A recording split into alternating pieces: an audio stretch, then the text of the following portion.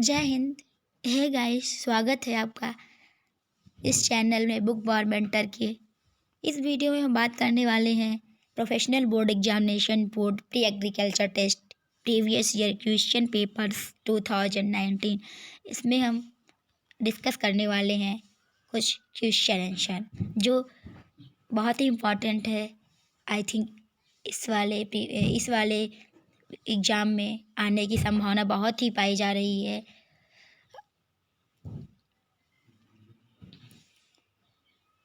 आशा है कि आप अपनी तैयारी में लगे होंगे, अच्छे से तैयारी कर रहे होंगे और पूरा फ़ायदा अच्छे से यूट्यूब चैनल का फ़ायदा ले रहे होंगे और अपनी हेल्प कर रहे होंगे पढ़ाई में। हम चलते हैं अपने पहले क्वेश्चन में। If cos a minus B बराबर √3/2 and cosec a plus B बराबर 2/√3 find the value of tan a tan b। इसमें क्या कर रहा है कि आप वैल्यू फाइंड करो tan a और tan b का। इसका राइट आंसर होगा पहला ऑप्शन। हम चलते हैं ऑप्शन की ओर। तो मेरा ऑप्शन है एक, पहला 1, दूसरा 2√3, तीसरा √3, चौथा √3/2। हमारा राइट आंसर होगा 2√3। हम चलते हैं अगला नेक्स्ट क्वेश्चन में। हमारा नेक्स्ट क्वेश्चन है, हम पहले दो लैंग्वेज में है, हम दोनों लैंग्वेज पढ़ लेंगे। हमेशा अपने क्वेश्चन को दोनों लैंग्वेज में ही पढ़ लें। शायद अगर हिंदी में कुछ मिस हो तो फिर हमें इंग्लिश वाला क्वेश्चन अच्छे से समझ लेना चाहिए। उसमें अपना डाउट क्लियर हो जाता है कि कौन सा ये क्वेश्चन सही है या गलत है। हम चलते हैं दूसरा क्वेश्चन में। Which of the following two families dominate in having maximum useful plants. निम्नलिखित में से कौन से 2 कुलों में अधिकतम संख्या में उपयोगी पौधे हैं। हमारा पहला ऑप्शन है फैबेसी और पोएसी, और दूसरा ऑप्शन है लिलिएसी और सोलेनेसी, तीसरा ऑप्शन है लिलिएसी और पोएसी, चौथा ऑप्शन है मालवेसी और ब्रैसिकेसी। गाइस, आप लोगों को इतना समझ में आ गया होगा कि जो 2 कुलों में सबसे ज़्यादा अधिकतम उपयोगी पौधे होते हैं वो फैबेसी और पोएसी में होते हैं। गाइस, देखिए यहाँ राइट आंसर है फैबेसी और पोएसी।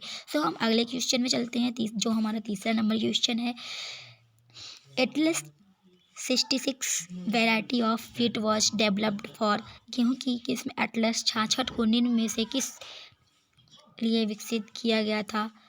हम ऑप्शन के हिसाब से देखते हैं कौन सा सही हमारा ऑप्शन होगा। घासीय वृद्धि रोग की जांच करना और उच्च प्रोटीन अवयव, विटामिन सी, सुगंधित अनाज, उच्च प्रोटीन अवयव। हम चलते हैं अगले क्वेश्चन में। प्राथमिक कार्बोक्सिलिक हम चलते हैं अगले क्वेश्चन में। प्राथमिक कार्बोक्सिलिक C3 और C4 पौधे में निम्न की मदद से गठित होता है। हम चलते हैं इंग्लिश में, एक बार पढ़ लेते हैं इसको। Primary carboxylations occurs in C3 and C4 plants with the help of. पहला ऑप्शन है carboxylase and pyruvate carboxylase, RUBP carboxylase और पाइरूवेट कार्बोक्सिलेज। दूसरा ऑप्शन है RUBP का कार्बोक्सिलेज और PEP कार्बोक्सिलेज। 3 ऑप्शन है PEP कार्बोक्सिलेज और RUBP कार्बोक्सिलेज। चौथा ऑप्शन है PEB कार्बोक्सिलेज और पाइरूवेट कार्बोक्सिलेज। हमारा करेक्ट आंसर होगा, मेरा करेक्ट आंसर ये होगा RUBP कार्बोक्सिलेज और PEBP कार्बोक्सिलेज। इसका सेकंड ऑप्शन सही होगा। चलते हैं नेक्स्ट क्वेश्चन की ओर। जो हमारा अगला क्वेश्चन है, 5वां क्वेश्चन है, और हमारा अगला क्वेश्चन इस प्रकार है। अंकुरित बीजों में फैटी एसिड को विशेष रूप से डैश डैश डैश में निम्नलिखित किया जाता है। पहला ऑप्शन है प्रोटोप्लास्टिड, दूसरा ऑप्शन है माइटोकॉन्ड्रिया, तीसरा ऑप्शन है ग्लाइसी ऑक्सीसोम, चौथा ऑप्शन है पैरा ऑक्सीसोम। मेरा करेक्ट आंसर ये होगा कि ग्लाई ऑक्सीसोम। गाइस, ऐसे ही आपको इम्पॉर्टेंट क्वेश्चन और प्रीवियस ईयर के सेट मिल जाएंगे इस वीडियो में। और इस वीडियो को बेल आइकन प्रेस करें, कमेंट करें और लाइक करें।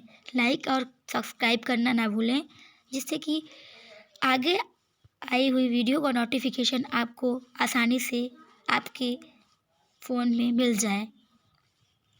तो चलते हैं अगले क्वेश्चन में। मेरा अगला क्वेश्चन है, एक क्षैतिज सड़क पर कम से कम दूरी में एक कार को रोकने के लिए किसी को डैट डैट डैश।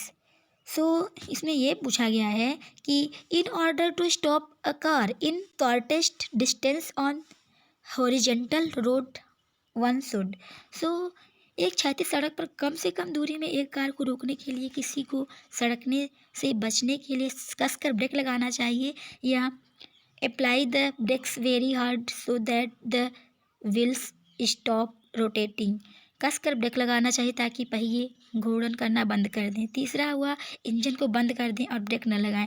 चौथा, ब्रेक को लगाएं और छोड़ दें। सो हमारा राइट आंसर ये होगा कि apply the brakes very hard so that the wheels stop rotating. कसकर ब्रेक लगाना चाहिए ताकि पहिए घूर्णन करना बंद कर दें। सो हमारा अगला क्वेश्चन है, अगला क्वेश्चन हमारा ये है कि न्यूटन का शीतलन नियम का जो न्यूटन का शीतलन नियम है वो किसके लिए वैध होता है? हाई तापमान, large temperature difference, small temperature difference, low temperature difference. So हमारा राइट आंसर होगा स्मॉल टेम्परेचर डिफरेंस, छोटा तापमान अंतर, इसका राइट आंसर होगा। सो हम चलते हैं अगले क्वेश्चन में, ज़्यादा टाइम ना लेते हुए, क्योंकि हमारा एग्ज़ाम बहुत ही नज़दीक आ गया है। हम लोगों को अब कस कर पढ़ाई करने की ज़रूरत है, जिससे कि हम लोगों को बाद में पछताना ना पड़े कि हमने शायद काश तैयारी किया होता तो आज पीएटी में सिलेक्शन हो जाता। तो चलते हैं अगले क्वेश्चन में। अगला क्वेश्चन हमारा ये है कि which hydrocarbon is mainly percent is गोबर गैस। कौन सा हाइड्रोकार्बन मुख्य रूप से गोबर गैस में उपस्थित होता है? सो ब्यूटेन, प्रोपेन, मेथेन, एथेन। तो इसका करेक्ट आंसर होगा मेथेन। मेथेन जो है तो गोबर गैस में उपस्थित होता है। सो हम अगले क्वेश्चन में चलते हैं। मेरा अगला क्वेश्चन है, निम्नलिखित में से कौन सी शक्ति की इकाई है? इसमें ये है फिजिक्स का क्वेश्चन। इसमें फिजिक्स का क्वेश्चन बीच में दे दिया है। सो हम इसको डिस्कस करते हैं, क्या होगा इसका राइट आंसर? एम्पियर होगा, या ओम होगा, या वोल्ट होगा, या वाट होगा? सो हमारा राइट आंसर होगा वाट।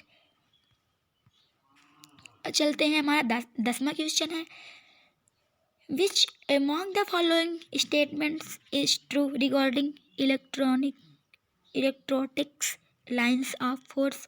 बल की स्थिर वैद्युतिकी रेखाओं के बारे में निम्न में से कौन सा कथन सत्य है?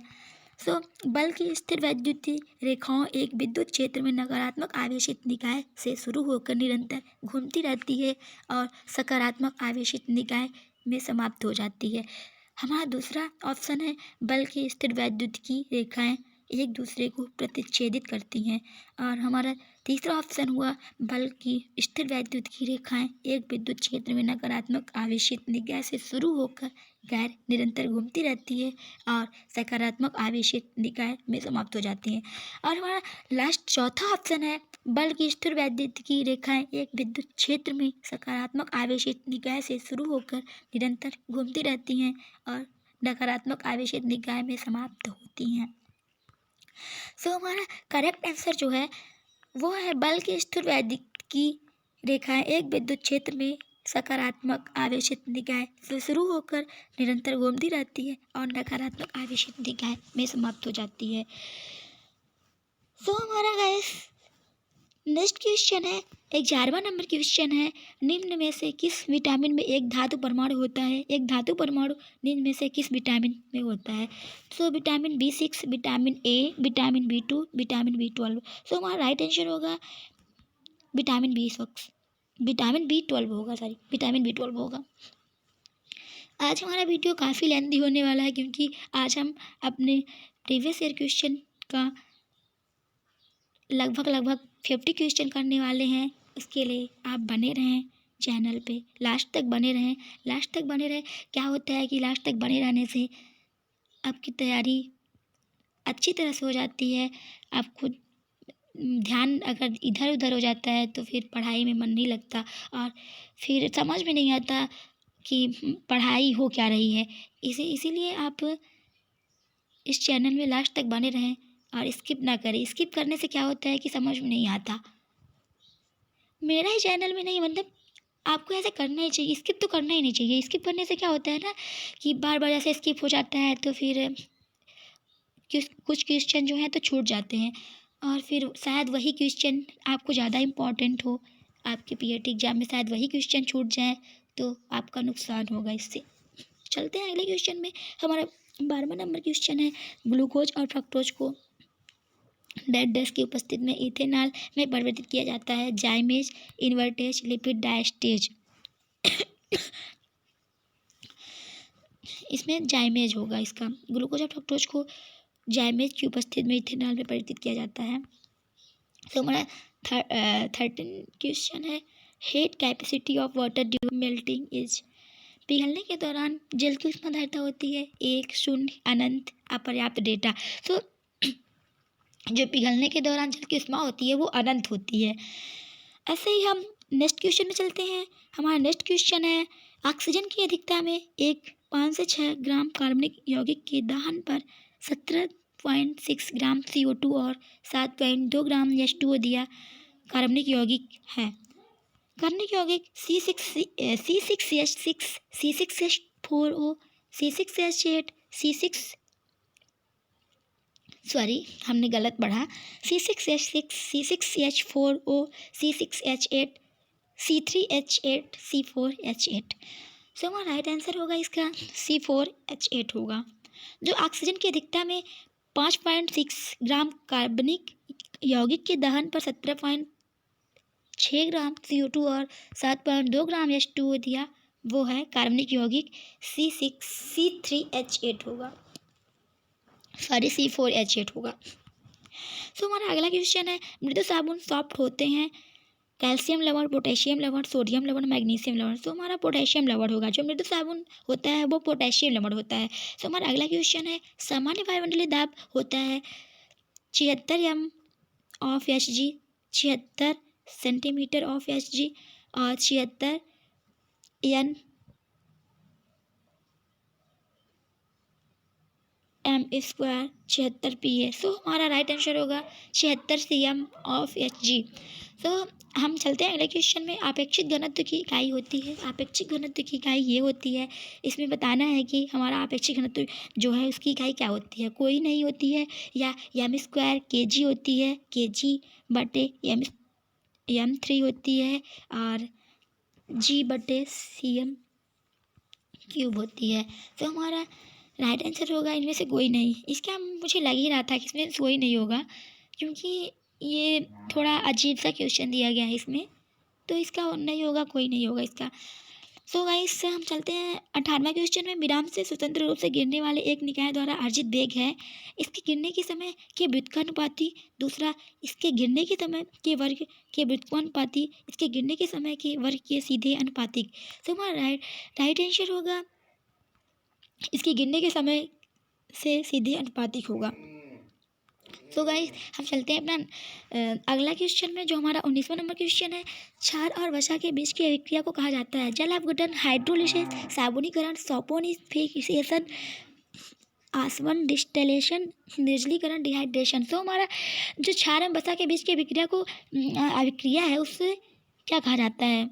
साबुनीकरण, सॉपोनिफिकेशन कहा जाता है। तो हमारा 20वां नंबर क्वेश्चन है, एक सरल लोलक की समयावधि होती है किसी स्थान पर गुरुत्व के मान के व्युत्क्रमानुपाती, किसी स्थान पर गुरुत्व के मान के वर्गमूल के व्युत्क्रमानुपाती, किसी स्थान पर गुरुत्व के मान के घनमूल के सीधे अनुपातिक, और चौथा नंबर ऑप्शन हुआ किसी स्थान पर जी के मान के वर्गमूल के सीधे अनुपातिक। सो हमारा करेक्ट आंसर जो होगा किसी स्थान पर जी के मान के वर्गमूल के व्युत्क्रमानुपाती होगा। सो चलते हैं, ऐसे ही हम अगले क्वेश्चन में चलते हैं।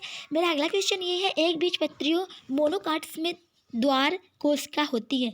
सो जो मोनोकाट्स है उसके द्वार कोशिका होती हैं, गोली होती हैं या वृत्ताकार होती हैं या समव्यायी सी होती है या डम्बबेल आकारित होती है। तो हमारा जो राइट आंसर होगा डम्बबेल आकारित होगा। सो हम चलते हैं अगले क्वेश्चन में। 22वां नंबर क्वेश्चन हमारा है, ये है कि पार्थेनोकार्पिक फल का उत्पादन निम्न में से प्रयोग द्वारा नहीं किया जा सकता है। 2,4-D, ABA, IBA, IAA। Correct answer हमारा ये हुआ ABA। तो हम चलते हैं अगले क्वेश्चन में। हमारा अगला क्वेश्चन है, पत्ती के ऊपरी एपिडर्मिस पर मौजूद पतली भित्ति वाली बड़ी कोशिकाओं जो संकुचन और विस्तारित होने में सक्षम होती है। तो हमारा ऑप्शन है, पहला ऑप्शन रक्षक कोशिकाएं, सहायक कोशिकाएं, आवर्त वृत्त कोशिका, ग्रंथि कोशिकाएं।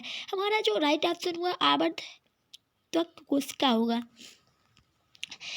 हमारा 24 नंबर क्वेश्चन है, क्रॉस रूप दलपुंज क्रूसीफॉर्म कोरोला निम्न में पाए जाते हैं, मटर में या चाइना रोज में, मूली में, सूरजमुखी में। तो हमारा जो क्रॉसपुट दलपुंज है उसमें वो किस में पाया जाता है, इन चारों में। तो ये पाया जाता है मूली में पाया जाता है। तो हम चलते हैं अगले क्वेश्चन में। मेरा अगला क्वेश्चन है, प्रतिकूल परिस्थितियों के अंतर्गत कई प्राणी प्लवक निलंबित विकास के एक चरण में प्रवेश करते हैं तो कहलाती है। तौर पोर, शीत निष्क्रियता, उपरीत, प्रशांत। तो हमारा राइट आंसर होगा उपरीत। हम चलते हैं अगले क्वेश्चन में। मेरा 26 नंबर क्वेश्चन है, फैबेसी का नीला रंजित डाई देने वाला पौधा है, इंडिकोफेरा, ट्राइफोलियम, ल्यूपिन, कैसिया। सो हमारा राइट आंसर जो है इंडिकोफेरा है। हम चलते हैं अगले क्वेश्चन में। हमारा 27वां नंबर क्वेश्चन है, ग्लाइकोलिसिस के दौरान निम्न में से क्या नहीं होता है।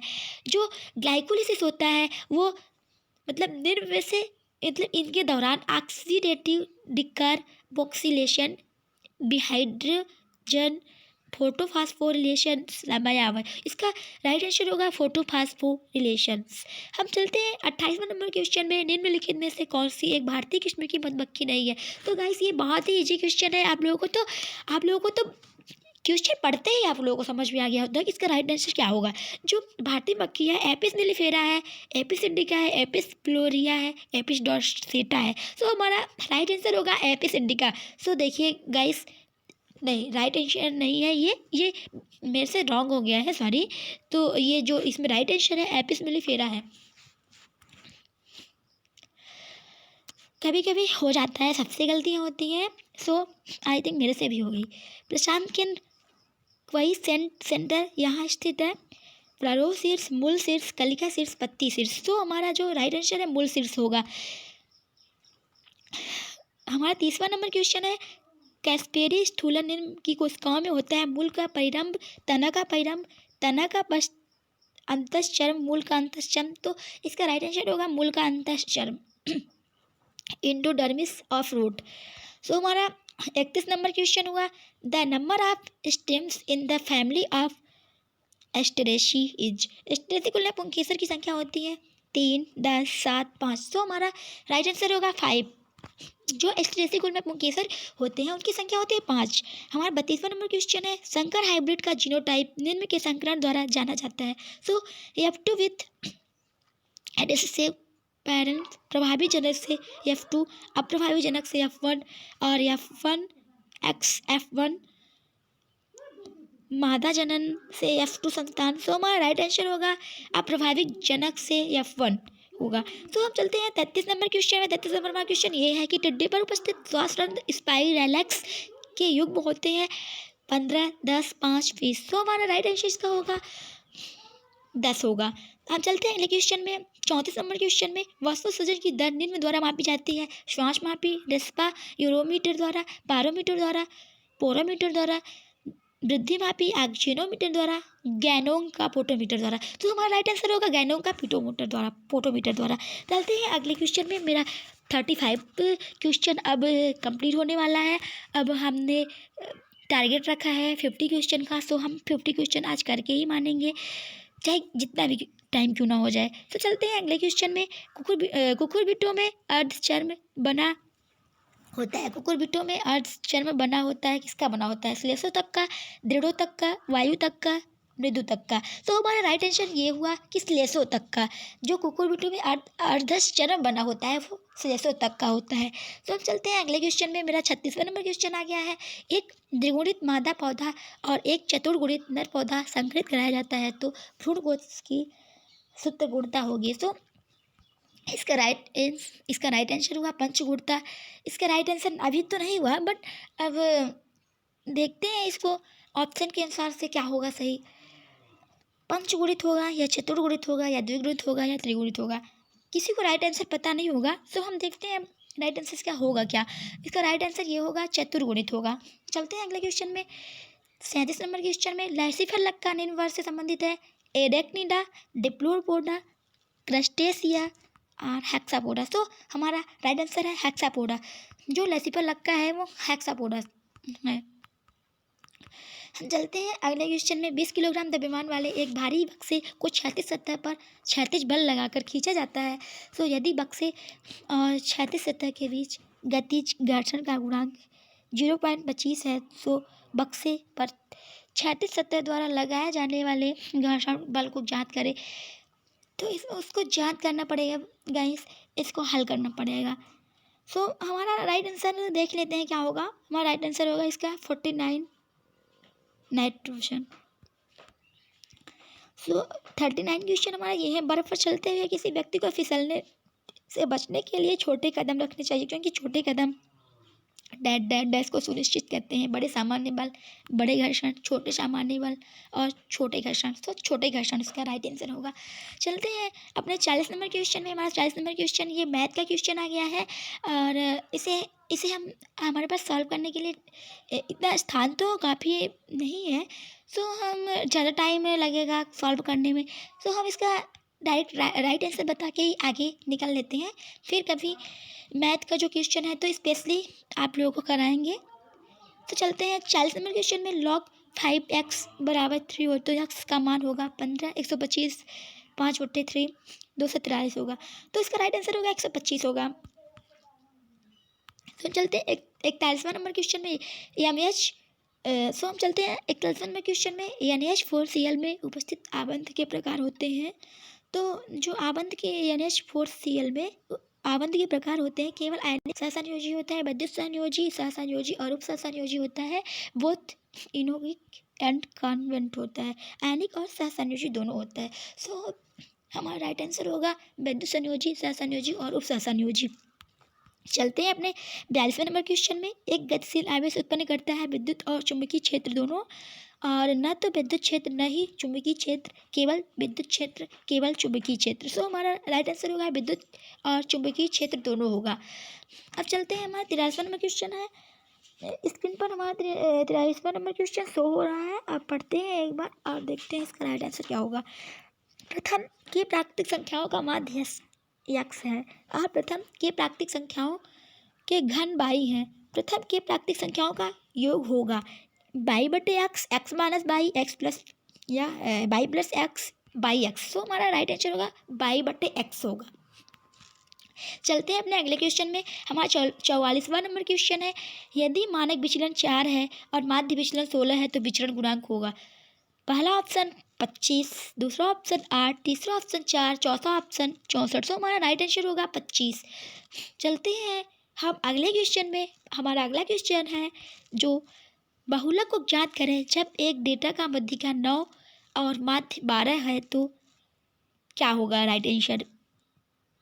First option 15, second option 18, third option 3, fourth option 6। सो हमारा करेक्ट आंसर होगा 3।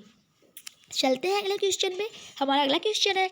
प्रथम पद 2 और सामान्य अनुपात 3 के साथ गुणोत्तर श्रेणी के प्रथम 6 पदों का योग ज्ञात कीजिए। हमारा राइट आंसर होगा -728 -728 नहीं sorry first option -728, second option +728, third option 735, fourth option 753। तो हमारा राइट आंसर होगा 728 होगा। चलते हैं अगले क्वेश्चन में। एक व्यक्ति केवल 3 मीटर तक देख सकता है, उसके चश्मे के लिए एक लेंस का सुझाव दीजिए ताकि वह 12 मीटर तक देख सके। सो हमारा ऑप्शन है, पहला ऑप्शन है -4D क्षमता वाला अवतल लेंस, दूसरा ऑप्शन है -0.25D क्षमता वाला अवतल लेंस, तीसरा ऑप्शन है -4D क्षमता वाला अवतल लेंस, चौथा ऑप्शन है -0.25D क्षमता वाला अवतल लेंस। तो हमारा जो राइट आंसर होगा 0.25D क्षमता वाला अवतल लेंस माइनस। हमारा 48वां नंबर क्वेश्चन है। तीसरे और 13वें के बीच सभी पदों का योग 66 है। अनुक्रम के पद की संख्या ज्ञात कीजिए जो 6 के बराबर है। पहला 8वां, दूसरा 6वां, तीसरा 11वां, चौथा 10वां। सो हमारा करेक्ट आंसर होगा 8 होगा इसका। चलते हैं और 49वां नंबर क्वेश्चन। टावर के पास से 50 मीटर की दूरी पर जमीन में स्थित एक बिंदु से टावर के शीर्ष पर सॉरी, टावर के शीर्ष पर उड्डयन कोण 30 डिग्री प्रेक्षित किया जाता है तो टावर की ऊंचाई होगी 50 सेंटीमीटर, 30 सेंटीमीटर, 50√3, 50√3। तो हमारा राइट आंसर होगा 50√3। चलते हैं, हमारा अब ये लास्ट क्वेश्चन है, इसके बाद हम अपना वीडियो स्टॉप कर देंगे और आप लोग आसानी से वीडियो को देखेंगे और समझेंगे और लाइक कमेंट सब्सक्राइब करेंगे ताकि आने वाले नेक्स्ट वीडियो का नोटिफिकेशन आप तक पहुंच जाए। तो हमारा लास्ट नंबर क्वेश्चन है गाइस, हम बहुत ही जल्दी अपने लास्ट नंबर क्वेश्चन में आ गए। सो बहुत अच्छा। 60 ग्राम द्रव्यमान वाला तांबे का एक टुकड़ा इसके 20 डिग्री सेल्सियस तापमान बढ़ने तक गर्म किया जाता है। तांबे की विशिष्ट ऊष्मा धारिता बता दिया गया है 0.09 कैलोरी प्रति ग्राम डिग्री सेल्सियस है। टुकड़े को दी गई ऊष्मा को ज्ञात करें 2.7 कैलोरी, 2.7 कैलोरी। तीसरा एक 108 कैलोरी। Fourth 1.08 calorie. सो हमारा राइट आंसर होगा 108 कैलोरी। सो गाइस, ऐसे ही एग्रीकल्चर से जुड़ा हुआ एग्ज़ाम के लिए या कोई भी नोटिफिकेशन हुआ या कोई भी अपडेट हुआ जो आप लोगों को इस चैनल के माध्यम से मिल जाएगा। तब तक के लिए आप अच्छे से तैयारी करें। Best of luck. आप अपने एग्ज़ाम में फोड़ कर आएंगे। Thank you so much.